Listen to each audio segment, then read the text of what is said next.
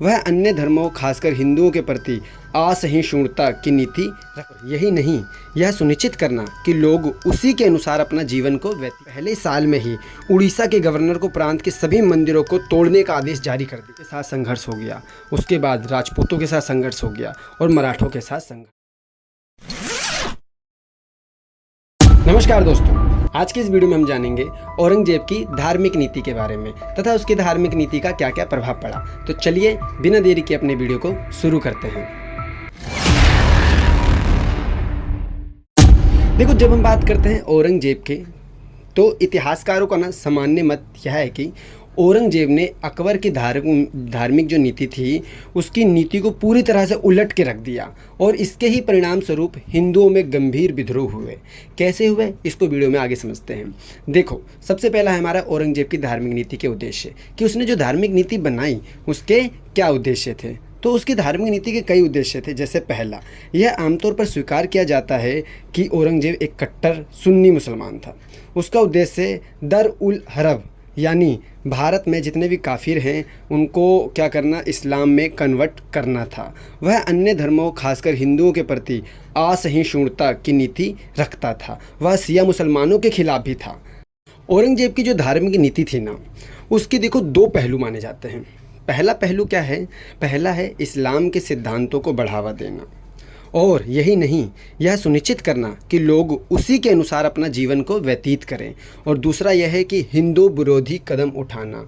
हिंदू विरोधी कदम उठाना ये उसकी दूसरी नीति थी। तो ये दो नीति औरंगजेब की धार्मिक नीति के मुख्य पहलू थे। पहला इस्लाम के सिद्धांतों को बढ़ावा देना और दूसरा हिंदू विरोधी कदम को उठाना। अब हम समझते हैं औरंगजेब द्वारा अपनाए गए हिंदू विरोधी कदम कौन कौन से थे। औरंगजेब ने कौन कौन से हिंदू विरोधी कदम उठाए थे और उसका क्या क्या प्रभाव देखने को मिला था। तो पहला है इसमें हमारा मंदिरों को तोड़ना। दक्कन के गवर्नर के तौर पर उन्होंने अहमदाबाद के महत्वपूर्ण चिंतामणि मंदिर समेत कई मंदिरों को गिरा दिया था। उनकी जगह उन्होंने मस्जिद बनवाई थी। भारत का सम्राट बनने के बाद उन्होंने इस प्रथा को सख्ती से अपनाया। अपने शासनकाल में ना उन्होंने पहले साल में ही उड़ीसा के गवर्नर को प्रांत के सभी मंदिरों को तोड़ने का आदेश जारी कर दिया था। यही नहीं, अपने शासन के 12वें वर्ष में उसने अपने साम्राज्य के सभी महत्वपूर्ण और प्रसिद्ध मंदिरों को ध्वस्त करने का आदेश दे दिया था। विभिन्न मंदिरों के स्थान पर मस्जिदें बनाई गई। कहा जाता है कि अकेले मेवाड़ में उसने 240 मंदिरों को ध्वस्त कर दिया था। और मंदिरों में सबसे प्रसिद्ध मथुरा में, वाराणसी में विश्वनाथ, काठियावाड़ में सोमनाथ मंदिर थे। इन सबको उसने ध्वस्त करके रख दिया था। तो ये थी उसकी औरंगजेब की हिंदू विरोधी कदम कि किस तरह उन्होंने हिंदू विरोधी सारे ही हिंदू की आस्था को ठेस पहुंचाने के लिए उनके सारे मंदिरों को तोड़ दिया था। अब यही नहीं, उसने ऐसे कई कार्य किए। जैसे अगला है जजिया कर को लागू करना। ये बहुत इंपॉर्टेंट था। अकबर ने हिंदुओं पर यह कर समाप्त कर दिया था, लेकिन औरंगजेब ने ना फिर से यह कर लगा दिया। जजिया या मतदान कर को फिर से लागू करने का उद्देश्य काफिरों पर अंकुश लगाना और उनकी भूमि को काफिरों की भूमि से अलग करना था। हालांकि मानुची का मानना है कि कर का उद्देश्य दोहरा था। पहला क्या करना चाहता था, कर लगा के वो अपने खजाने को भरना चाहता था और यही नहीं, विभिन्न सैन्य अभियानों पर खर्च करने के कारण कम होने लगा था। और दूसरा, हिंदुओं को इस्लाम में कन्वर्ट कराना था। यानी जजिया कर लागू करने के दो कारण माने जाते हैं। पहला, हिंदुओं को मुसलमान में कन्वर्ट करना और दूसरा, अपने कर से अपने कोष को भरना। इसके अलावा बात करें तो औरंगजेब ने हिंदू विरोधी कई नीतियाँ बनाई थी। जैसे हेग ने औरंगजेब की धार्मिक नीति का चित्रण करते हुए कहा है कि औरंगजेब एक कट्टरपंथी था, जिसके लिए उसके अधिकांश लोगों का धर्म निंदई था, शरारती और मूर्ति पूजा था। यानी अपने धर्म को छोड़कर सभी का वो मजाक उड़ाता था। सताना, उनको हर संभावना से हर तरह से प्रताड़ित करना, मूर्ति भजन अपवित्र करना, आर्थिक दमन करना, रिश्वतखोरी, जबरन धर्म परिवर्तन, पूजा पर प्रतिबंध, ऐसे कई उन्होंने कार्य किए जिसके कारण लोगों के धर्म को उन्होंने ठेस पहुँचाई। यही नहीं, भेदभावपूर्ण टोल, ये बहुत इम्पोर्टेंट है।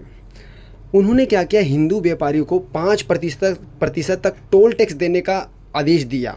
यानी हिंदू व्यापारियों को 5% तक टोल टैक्स देना पड़ता था, जबकि मुसलमान व्यापारियों को इसका आधा ही हिस्सा देना पड़ता था, 2.5%।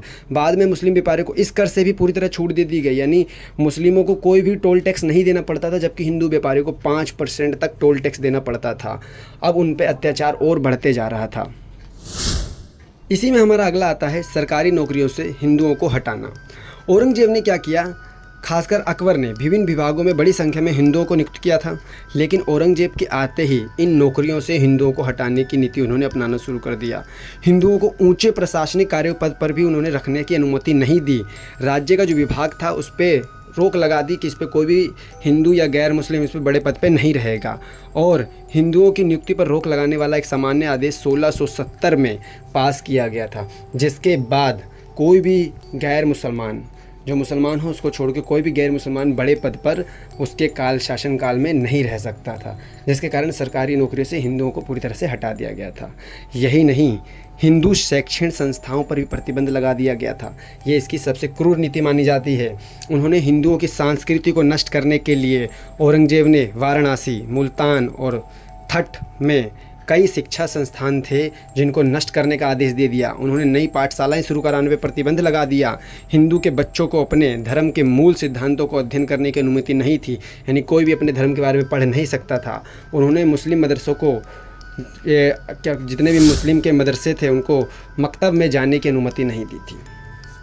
इसके अलावा विभिन्न माध्यमों से रूपांतरण, हिंदुओं के लिए तीर्थ यात्रा जो होती थी ना, उस पर टैक्स लगा दिया था, व्यापार पे टैक्स लगा दिया था, जजिया कर लगा दिया था, ऐसे कई इतने सारे कर लगा दिए कि जो बेचारे लोग जो थे वो मजबूर होकर इस्लाम धर्म को अपनाना शुरू कर दिए।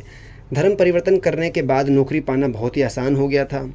हिंदुओं को कैदी के उनके इस्लाम धर्म अपनाने से रिहा कर दिया गया था, यानी कोई कैदी भी होता था अगर वो हिंदू होता था और वो अगर इस्लाम धर्म को अपना लेता था तो उसको रिहा कर दिया जाता था। यानी हर वो काम किया गया जिससे हिंदू मजबूर हो जाए और अपने धर्म को छोड़ दे। इसके अलावा बात करें सामाजिक प्रतिबंधों की, तो औरंगजेब ने ना आदेश जारी किया कि राजपूतों को छोड़कर कोई भी हिंदू हाथी, घोड़े, पालकी की सवारी नहीं कर सकता। होली और दिवाली के त्योहारों को कुछ प्रतिबंध के साथ मनाने की अनुमति दी गई।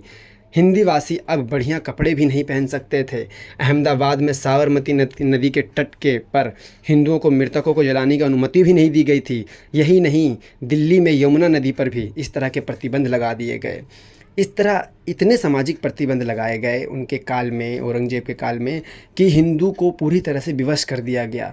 चाहे वो होली हो, चाहे वो दिवाली हो, ऐसे त्योहारों पर भी उनसे प्रतिबंध लगा दिया। बढ़िया कपड़े पहनने पर प्रतिबंध लगा दिए गए और कई ऐसे कार्य किए गए जिससे हिंदुओं में आक्रोश पैदा हो गया और उनको हर तरह से उन पर प्रतिबंध लगाया गया।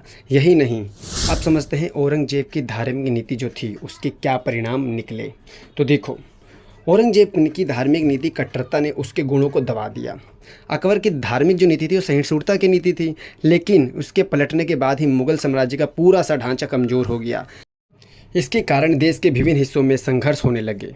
जैसे सबसे पहले जाटों से संघर्ष हो गया, उसके बाद सतनामों से संघर्ष हो गया, फिर सिखों के साथ संघर्ष हो गया, उसके बाद राजपूतों के साथ संघर्ष हो गया और मराठों के साथ संघर्ष हो गया। और इन सब ने मिलकर औरंगजेब के खिलाफ लड़ाई छेड़ दी, जिसके कारण औरंगजेब की लास्ट में हार हुई और मुग़ल सल्तनत का भारत से अंत हो गया। तो ये था औरंगजेब की धार्मिक नीति। तो दोस्तों, आज की जो वीडियो है वो यहीं पे समाप्त होती है। वीडियो अगर आपको पसंद आए तो वीडियो को लाइक करें, हमारे चैनल को सब्सक्राइब करना ना भूलें और अपने दोस्तों के साथ इसको शेयर जरूर करें। मिलते हैं आपसे नेक्स्ट वीडियो में।